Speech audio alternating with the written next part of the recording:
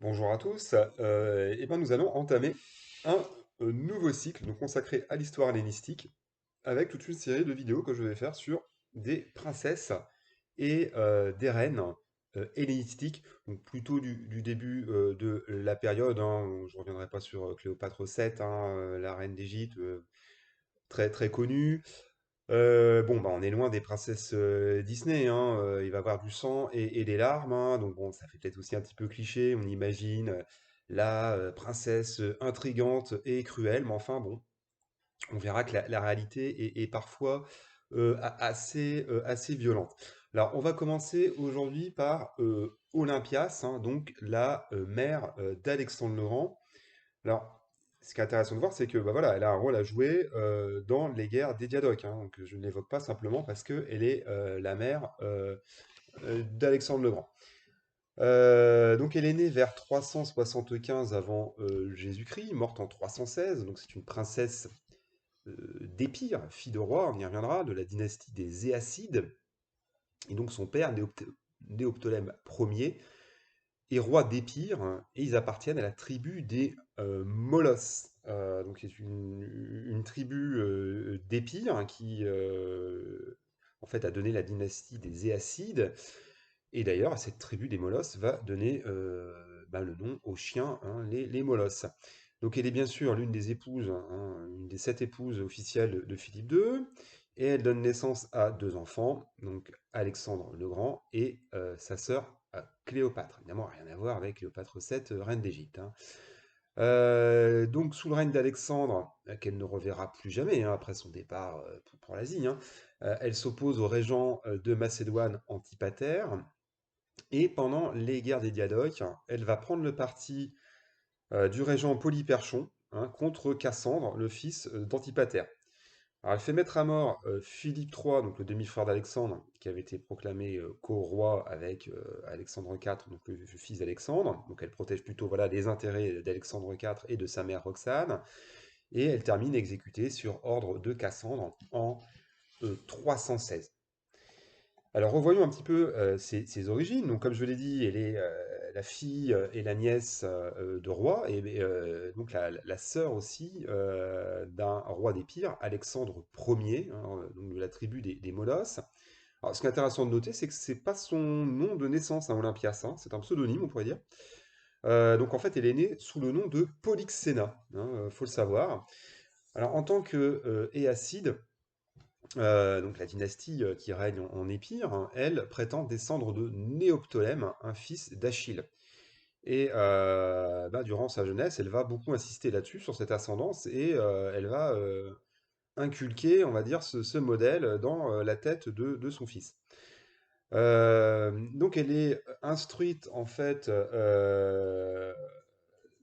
au temple de Dodone dès l'enfance et devient donc une prêtresse de Zeus.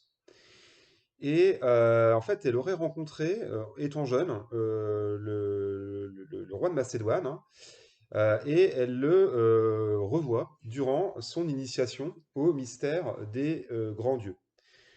Et donc, au moment de son mariage avec Philippe II, donc, on imagine bien censé rapprocher les 2 royaumes, donc Macédoine et Épire, elle se fait appeler Myrtale. Et en fait, elle va prendre le nom définitif d'Olympias à la naissance en fait d'Alexandre en 356. On pense peut-être en hommage à la victoire de Philippe aux Jeux olympiques. Et donc, elle donne naissance ensuite à une date indéterminée à Cléopâtre. Alors, concernant sa personnalité, donc elle est décrite par les auteurs antiques comme une personne à l'esprit très, très vif, mais qui est prompte à l'emportement et très jalouse. Et chez Plutarque, d'ailleurs, donc dans la vie d'Alexandre, hein, elle apparaît comme une figure assez mystérieuse. Et selon lui, en fait, elle serait initiée au rite dionysiaque. Et il y a même une légende qui dit qu'elle dormirait avec des serpents. D'ailleurs, donc il y a une légende en fait, on verra qui sera reprise en fait dans le roman d'Alexandre, on en reparlera en fin de vidéo, mais qui raconte en fait qu'Olympias n'aurait pas conçu Alexandre avec Philippe, hein, parce qu'il avait peur de dormir avec elle vu elle est en compagnie de serpents, mais qu'elle aurait enfanté avec Alexandre avec Zeus lui-même, hein, qui avait pris la forme de serpent. D'ailleurs, Alexandre va reprendre à son compte cette légende, hein,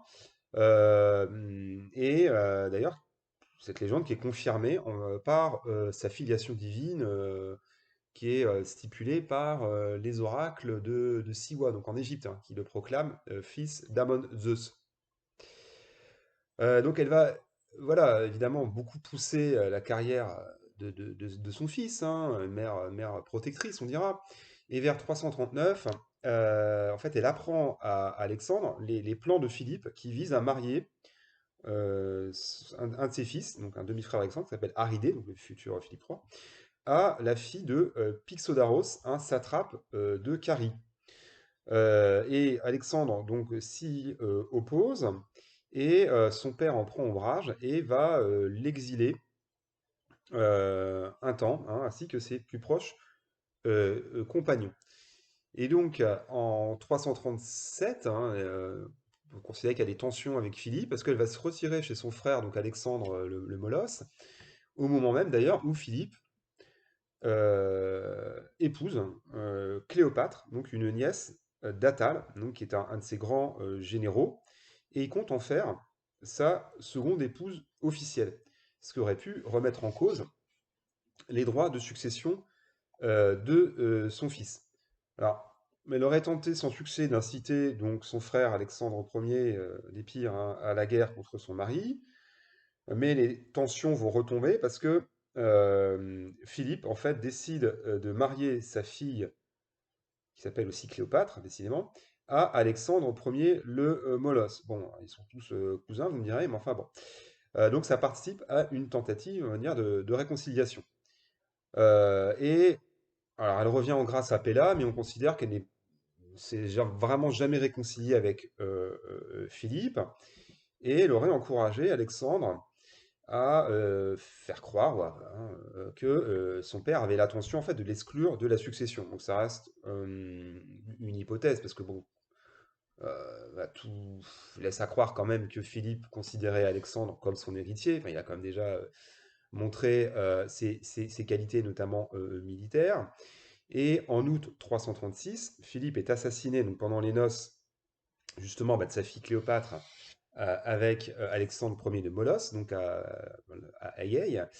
Et il est possible, selon certains historiens antiques, en fait, qu'Olympias ait poussé en fait Pausanias, donc le garde du corps, à tuer Philippe, hein, parce qu'en fait Pausanias avait été victime d'un viol collectif par Attale et ses hommes. Et il était venu se plaindre auprès de Philippe. Philippe l'avait, on va dire, envoyé paître. Et donc Pausanias aurait eu envie de se venger. Et on peut imaginer, enfin voilà, qu'Olympias aurait profité de cela pour pousser Pausanias, donc un des somatophylactes, un des gardes du corps de Philippe, de le poignarder dans le dos. Alors, certains témoignages antiques qui disent qu'elle aurait ouvertement reconnu son rôle dans le meurtre, mais enfin on peut supposer qu'ils sont faux. Et donc dans ce contexte-là, hein, on va dire de la prise du pouvoir par Alexandre, donc qui est quand même poussé, on l'a vu, par Antipater et par Ménion, Alexandre part en fait mener des guerres aux frontières septentrionales, notamment contre les tribales, et en fait elle organise l'assassinat de Cléopâtre et de son bébé, qui s'appelle Europa. Pour la petite histoire, pour situer un petit peu l'ambiance, elle fait égorger le bébé dans les bras de sa mère et ensuite pousse Cléopâtre au suicide. Voilà pour la fin de cette jeune épouse de Philippe. Et d'ailleurs aussi, elle va ordonner l'assassinat d'Attale, hein, qui est en Asie, en Anatolie, hein, il commande une tête de pont face aux Perses. Alors on ne sait pas hein, si Alexandre avait donné son aval, mais enfin en tout cas, elle fait le ménage autour d'elle, hein, elle fait tuer donc la dernière épouse de Philippe et un de ses généraux, donc le père hein, de cette Cléopâtre en question. Donc voilà pour cette première partie consacrée à Olympias.